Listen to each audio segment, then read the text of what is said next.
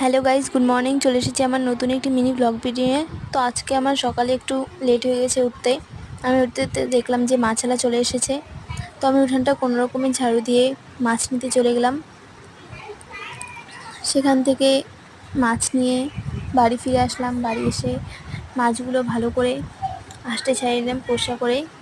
এই যে উঠানে বসে বসে মাছগুলো কাটলাম আজকে। তো মাছগুলো আজকে আমি মাছের ঝোল করব ডাঁটা আর আলু দিয়ে। তার জন্য আমি ডাঁটা আলুগুলোকে ভালো করে পরিষ্কার করে ছুলে নিলাম। তারপরে যে মাছগুলোকে লবণ হলুদ দিয়ে তেলে ভেজে নিলাম কড়াইতে। তারপরে যে মোটামুটি কষানোর মতো হচ্ছে আর কি তরকারিটা। একটু পরে জল দিব। তো আজকে রান্নাটা এখানেই।